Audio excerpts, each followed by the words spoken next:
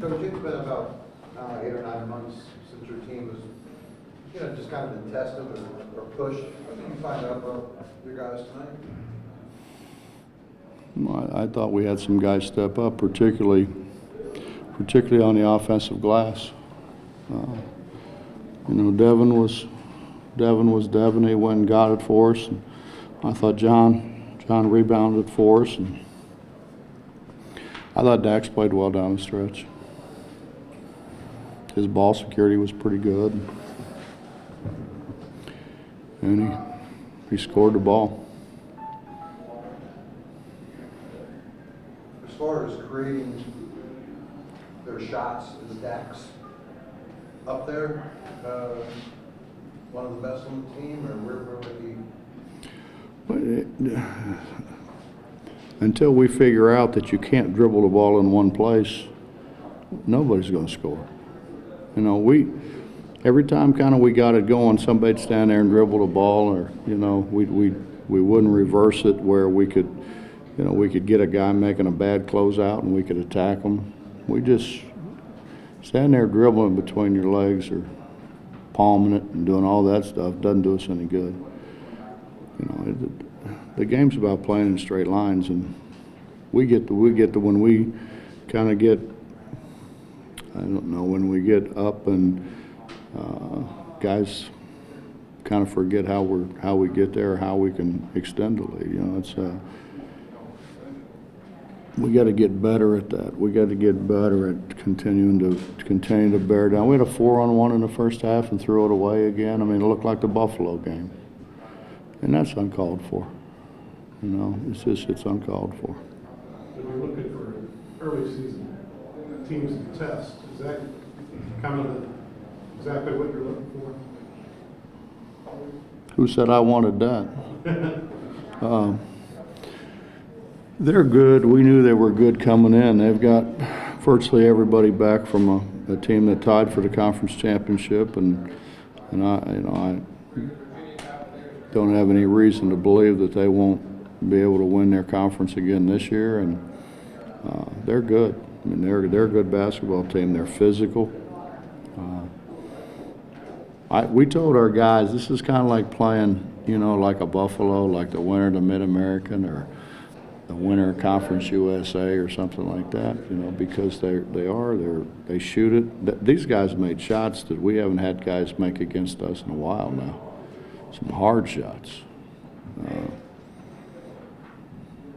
If we don't turn them over, and if we don't offensive rebound, we get 22 offensive rebounds.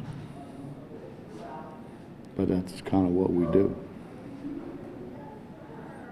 And then we went through a stretch where we didn't score, but it wasn't because we didn't have opportunities. We threw it close. We threw it 2 feet from the basket. I don't know how many times, and didn't finish it. And we got to get better at that.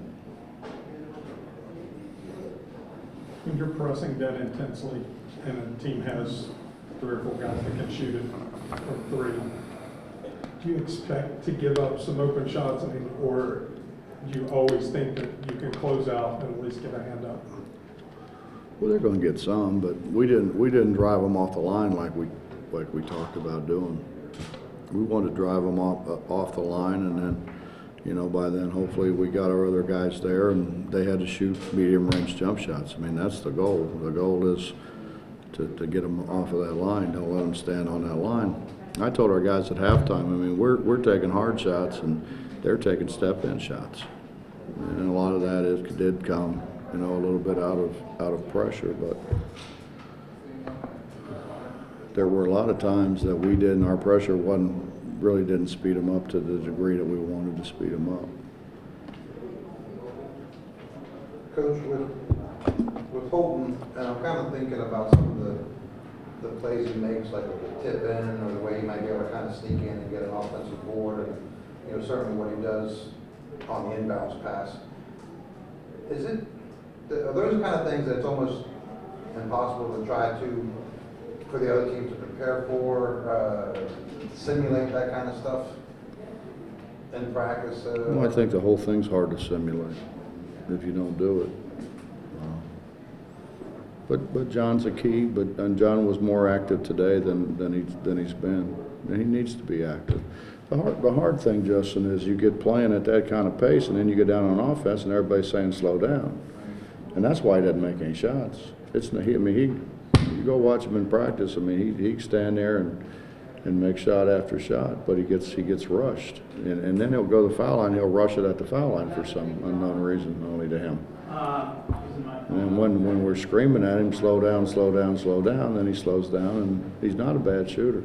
Nate's not a bad shooter. They both of them kind of, but it's hard. I mean, it's hard to play at that pace and that intensity at one end, and then, put the brakes on at the other end. It's like I said, on the radio. I mean, I could tell them they have to pass it 5 times. That'd slow them down. But then it goes against what we're trying to do, which is to speed everybody up and make them go faster.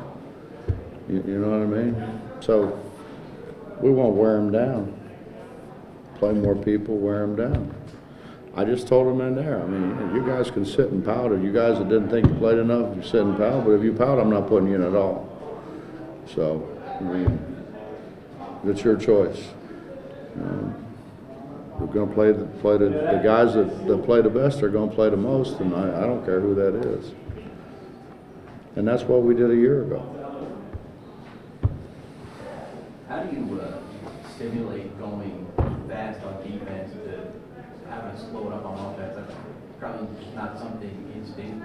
Yeah, we practice it. But, we've got 2 units that basically we have 2 units that go against each other every day in practice, and they're as good as anybody we're going to play for a while anyway.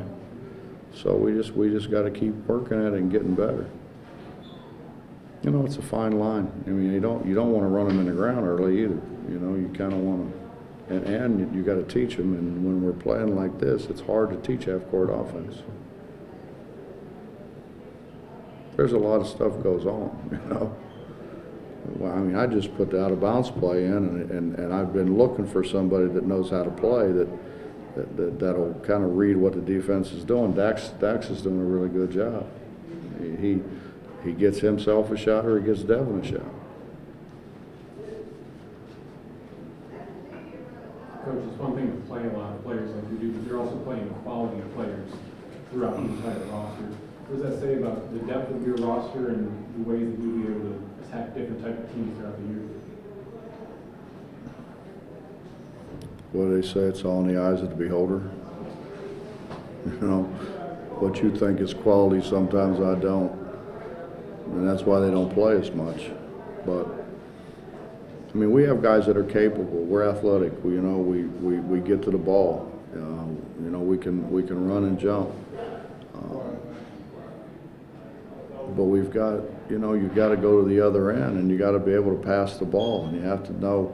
There's times we have to run some sets to get the ball where I want the ball to go, and when guys, don't know what they're doing, and there's so much more to it than what people realize, and you try to make sure that you hit everything. We're not rebounding the ball at the defensive end very well at all, but when I go back and look at my practice schedules, we probably haven't worked at it enough.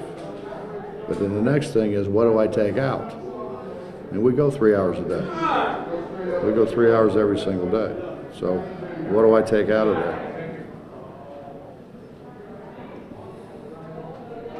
Try to, do the best you can with, and I think now that we're starting to play games, you do what you think, you go against what the other people's strengths are to make sure that if they're a good offensive rebounding team, then we're going to spend a lot of time on defensive rebounding. Does that make sense? Yeah. Coach, you feel like the crowd gave you a lift there in the second half. What does it mean to you bring your team to Charleston a couple times a year?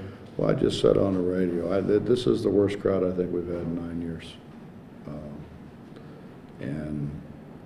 This was my idea. This was my deal. I wanted to come down here because I know how hard it is to get to Morgantown from Bluefield and from Princeton and from Beckley and Yeager and all those other places, But same sense, when we come here, it's a lot harder for the people from the Eastern Panhandle to get here. And I'm in a lobby today and running with a bunch of people from the Eastern Panhandle who's like, hey, coach, come on, that's 2.5 hours more.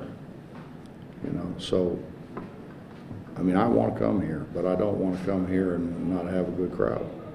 I mean, we're back to where we're getting, you know, 10,000 a game, we'll have 11,000 a game in Morgantown, so. You know what I'm saying? I mean, I'm all for it, but at the same time, if we're gonna come, then come to the game. Don't say, hey, we want you to come down and then not come to the game. And this is a good team. We didn't bring some dog down here. This is a good team. Very good team. This is an NCAA tournament team. This is a team that at the end of the day is going to be in the top 100. And that's what you want to do. You want top 100 wins if you're looking to not just get in a tournament, be seated in a tournament. And this is a team that is going to be a top 100 team, without a doubt. They're going to be an NCAA tournament team. Coach, I imagine Javon will probably study his turnovers tonight and learn from those, but how much does his scoring offset his learning curve? Well, I'm of the same opinion that Javon is. I don't want him to be okay. I want him to be great. So he needs to get better at those other things. You know, and it's easier to say than it is to do. You know, he made some bad decisions. He made some really bad decisions with the ball, but he made some really good decisions too. And I think the battle is to try to keep working and working and working until he's making more and more good decisions and less bad decisions. Because he is what he is offensively. He's going to be able to score the ball. I'm guessing the scouting report on Brown was quick trigger, you know, not a lot of conscience. Did you feel like you guys did okay? He just made some shots that if they go into? Well, he made some shots. You know, we put our hands down too many times. You know, I told our guys at halftime, I mean, when you go to, well, they don't know how much they do it anymore, but when you used to go to basketball camps, you know, what do they teach you? They teach a rocker step. You know, they teach all those things. Why do they do that? To get the defense to put their hands down so you can shoot it. It's hard to shoot it when guys have their hands up. The shot he made in the corner is a big-time shot. Big-time shot.